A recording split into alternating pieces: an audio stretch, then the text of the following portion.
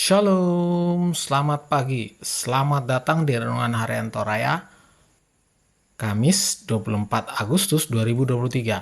Sebelum masuk di Renungan Harian Toraya, mari kita berdoa. Bapa dalam nama Tuhan Yesus, terima kasih atas pagi yang cerah ini. Luar biasa, udara yang segar. Hari ini kami akan baca firman-Mu. Biarlah firman-Mu ini tetap tinggal di hati kami dan kami lakukan setiap hari. Di dalam nama Tuhan Yesus. Haleluya, haleluya, haleluya. Amin. Pembacaan terdapat pada Roma 2 ayat 1 sampai 16. Hukuman Allah atas semua orang. Karena itu, hai manusia, siapapun juga engkau yang menghakimi orang lain, engkau sendiri tidak bebas dari salah, sebab dalam menghakimi orang lain, engkau menghakimi dirimu sendiri, karena engkau yang menghakimi orang lain melakukan hal-hal yang sama. Tetapi kita tahu bahwa hukuman Allah berlangsung secara jujur atas mereka yang berbuat demikian. Dan engkau, hai manusia, engkau yang menghakimi mereka yang berbuat demikian, sedangkan engkau sendiri melakukannya juga. Adakah engkau sangka bahwa engkau akan luput dari hukuman Allah? Maukah engkau menganggap sepi kekayaan, kemurahannya, kesabarannya, dan kelapangan hatinya?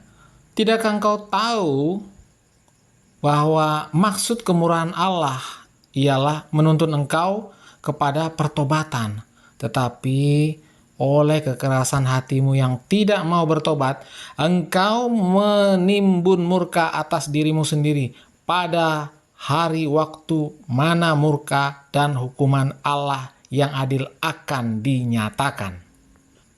Ia akan membalas setiap orang menurut perbuatannya, yaitu hidup kekal kepada mereka yang dengan tekun berbuat baik, mencari kemuliaan, kehormatan, dan ketidakbinasaan, tetapi murka dan geram kepada mereka yang mencari kepentingan sendiri, yang tidak taat kepada kebenaran, melainkan taat kepada kelaliman, penderitaan, dan kesesakan akan menimpa setiap orang yang hidup yang berbuat jahat. Pertama-tama orang Yahudi dan juga orang Yunani. Tetapi kemuliaan, kehormatan, dan damai sejahtera akan diperoleh semua orang yang berbuat baik. Pertama-tama orang Yahudi dan juga orang Yunani. Sebab Allah tidak memandang bulu. Sebab semua orang yang berdosa tanpa hukum Taurat akan binasa. Tanpa hukum Taurat, dan semua orang yang berdosa di bawah hukum Taurat akan dihakimi oleh hukum Taurat. Karena bukanlah orang yang mendengar hukum Taurat yang benar di hadapan Allah, tetapi orang yang melakukan hukum Tauratlah yang akan dibenarkan.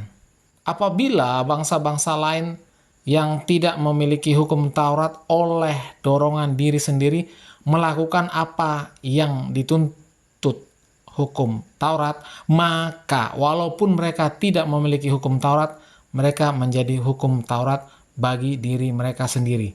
Sebab dengan itu mereka menunjukkan bahwa isi hukum Taurat ada tertulis di dalam hati mereka, dan suara hati mereka turut bersaksi, dan pikiran mereka saling menuduh atau saling membela. Hal itu akan nampak pada hari bila mana Allah sesuai dengan Injil yang kuberitakan akan menghakimi segala sesuatu yang tersembunyi dalam hati manusia oleh Kristus Yesus. Amin firman Tuhan. Tema pagi ini adalah membohongi hati nurani. Adakah orang yang tidak pernah berlaku jahat dalam hidupnya? Atau adakah orang yang tidak pernah membohongi kata hatinya? Entah itu disadari atau tidak, pada titik tertentu mungkin kita pernah jatuh dalam dosa dan mencoba memberikan argumen kepada sesama untuk meyakinkan bahwa sesungguhnya kita tidak berbuat dosa. Rasul Paulus mengingatkan kita bahwa kecemaran itu bukan hanya terjadi di luar kita, tetapi juga terjadi di dalam hati dan hidup kita. Dalam ayat yang ke-11 dikatakan Allah tidak memandang bulu. Artinya Allah memperlakukan semua orang sama, sehingga tidak bisa dengan alasan apapun untuk kita bersembunyi di balik kehendak Allah. Dalam kebiasaan orang Toraja ketika berdalih atas kesalahan yang dilakukan, sering mengatakan na toli no piki baturaka tang malilu. Artinya, wajar sebagai manusia jika ia salah. Pastilah manusia pernah khilaf. Benar bahwa manusia syarat dengan kelemahan dan keterbatasan, tetapi tidak bisa menjadi alasan untuk membenarkan kesalahan yang dilakukan. Dosa tetap dosa dan konsekuensinya adalah hukuman. Dan karena itu kita harus bertobat, membohongi kata hati ketika kita sudah tahu bahwa sesuatu kesalahan kita telah buat, atau mungkin sebelum dilakukan sudah jelas bahwa itu adalah salah. Namun kita masih berusaha mencari alasan untuk dijadikan dalil jika hal itu diketahui orang lain atau membawa akibat buruk. Sesungguhnya membohongi kata hati akibatnya adalah kegelisahan dan penderitaan. Namun itulah yang sering terjadi dan dilakukan manusia. Karena itu sangat penting untuk terus bergaul akrab dengan Allah, sehingga hati nurani kita makin diteguhkan untuk tetap berpegang pada kebenaran Allah. Semakin sering hati nurani kita dibohongi, maka kita akan semakin gampang terjebak dalam hal-hal duniawi. Dan akhirnya kita akan semakin jauh dari kebenaran Allah. Amin. Mari kita berdoa.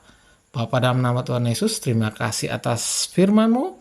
Pagi yang luar biasa, biarlah firman-Mu ini tetap tinggal di hati kami dan kami lakukan setiap hari di dalam nama Tuhan Yesus. Haleluya, haleluya, amin. Selamat pagi, selamat beraktivitas. Tuhan Yesus memberkati. Amin.